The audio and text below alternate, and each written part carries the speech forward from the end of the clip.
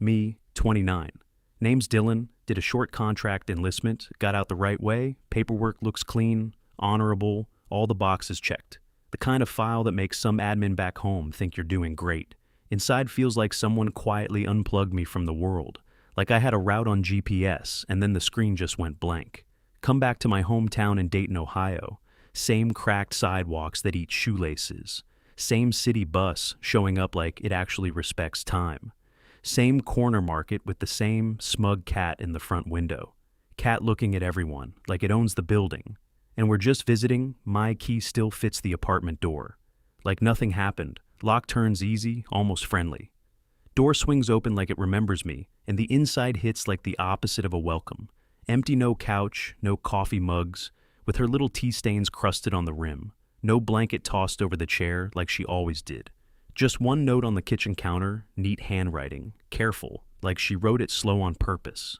I waited, but things change. I hope you understand.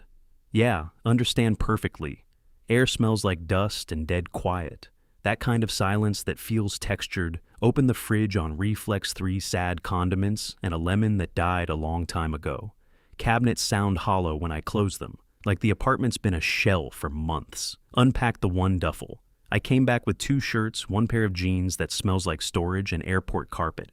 A couple books I never opened overseas. A ceramic eagle they handed me when I signed up. Eagle's still perfect, not even a chip.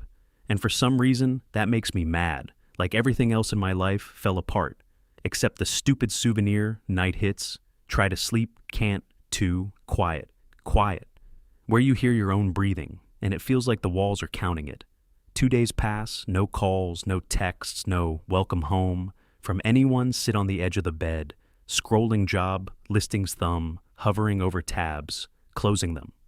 The second they look bleak, click the first one that doesn't make my stomach roll.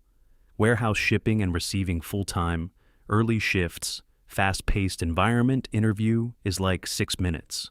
Maybe 5. Manager's name is Doug. Barely looks at my face, just the paperwork. You show up on time? Yeah. You lift heavy stuff? Yeah. Does that half shrug people do when they already forgot you exist? Start Monday. Sure, Monday, 6:10 a.m. Eat stale cereal, standing at the sink.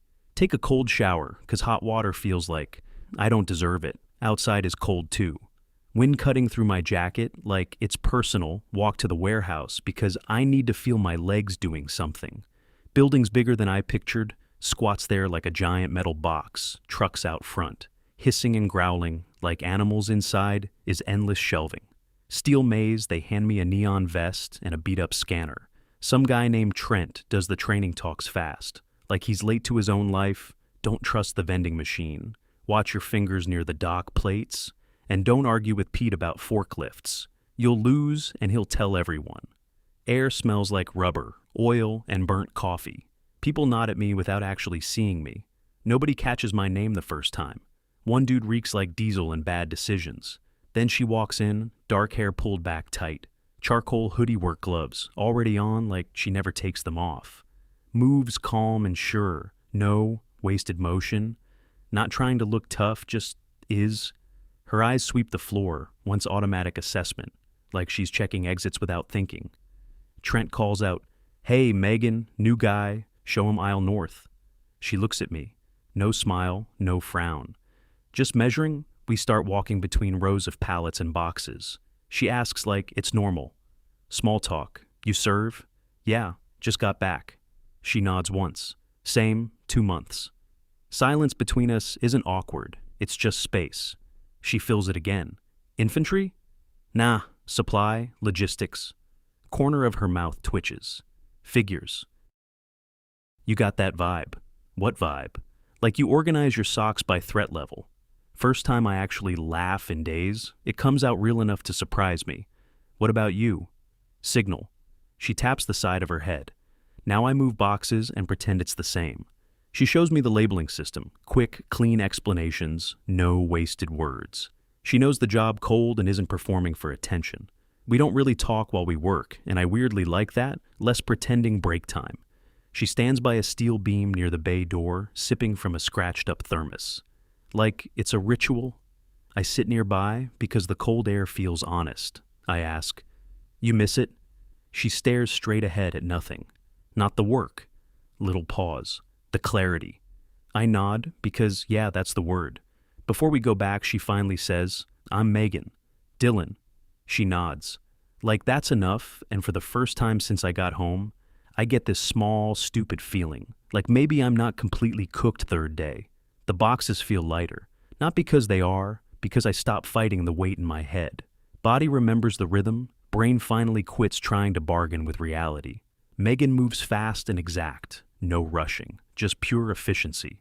I catch myself matching her pace without thinking. We start syncing up, handoff scan, stack, turn.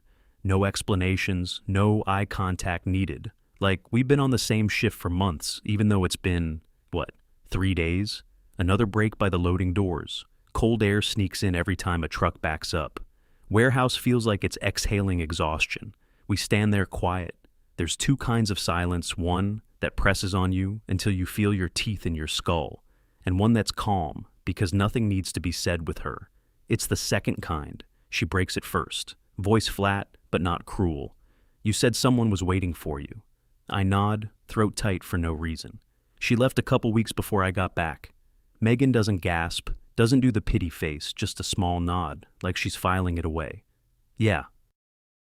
Mine was similar. She stares at the parking lot like it owes her money. Came home. Place was stripped. His stuff gone. Plant's dead. Dog looked at me like it was trying to do the math. I blink, "You have a dog?" Technically it was his. Says technically like it's a joke. But I kept him. Small pause. Someone in that story had to understand loyalty. I can't help it. I smile, she catches it and looks away like she hates being noticed. Then adds, almost annoyed at herself, "Bruno? That's the dog. Not him." No anger in her voice, just acceptance, like she already spent all the rage and got nothing back. And it hits me. I'm not the only one who came back to an empty place, week 2 rolls in. She actually uses my name now, sometimes even drops a dry morning when we clock in, and it lands warmer than anybody else's fake-friendly crap. Wednesday we're outside with terrible coffee steam, twisting up into the winter air. She says, "You notice time moves different now." I glance over, she's watching her breath like it's transmitting something, "day ends," and I'm not even sure I did anything real. I don't have a smart answer, just nod, because I've been feeling the same thing, like I'm stacking boxes to fill hours and hoping the hours eventually turn back into a life. I tell her I had a dream last night, back in uniform, again standing in formation, sharp commands, everybody moving like one machine. Everything makes sense because it has to wake up. And I'm just scanning pallets, and she actually laughs, real laughter louder than anything I've heard out of her. Yet, then she looks at me from the side, like she's deciding how honest to be. "By the way, you're not awful to work with." She holds up a finger like it's a legal disclaimer. "That's a compliment from me." "Wow, I'll frame it." She rolls her eyes, but the corner of her mouth lifts. "You're annoyingly good at taking sarcasm. And you're annoyingly good at delivering it." She snorts, "Tomorrow." Coffee's on me. Friday hits like it teleported. I realize I've got nothing lined up. No plans, no one expecting me. Anywhere, just a long, empty evening and the same apartment, silence waiting, with the lights off. Clock out, grab my jacket, ready to disappear. Like always see Megan at her locker, closing it. Slow keys looped on a shoelace tied to her boot, like she doesn't trust pockets. I stop without thinking.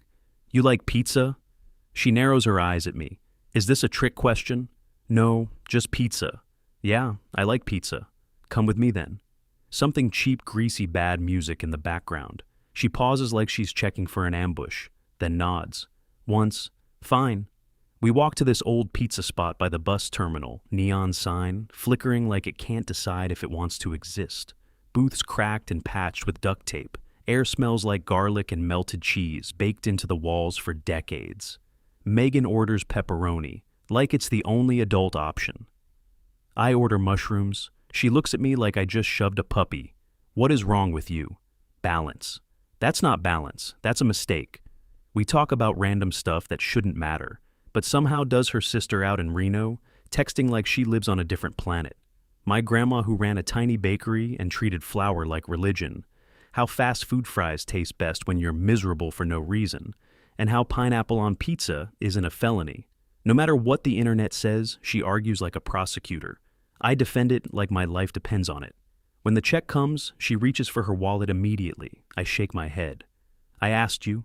She sighs like I'm making her fill out paperwork. Chivalry is dead. Good. She points at the receipt like it personally offended her. I hate splitting checks. Perfect. Then we agree. We step outside, and the cold hits clean streets, quiet city. Doing that late-night hum, we walk slow toward her place a couple times. Our hands brush, not dramatic, just enough to notice. At her door, she stops and looks at me. That was nice. I nod, because I don't trust myself to overtalk it. Yeah. No ghost tonight. Just pizza. She gives a small little nod, and her eyes go softer for half a second. Not a promise, just a possibility. And honestly, that's plenty for me right now.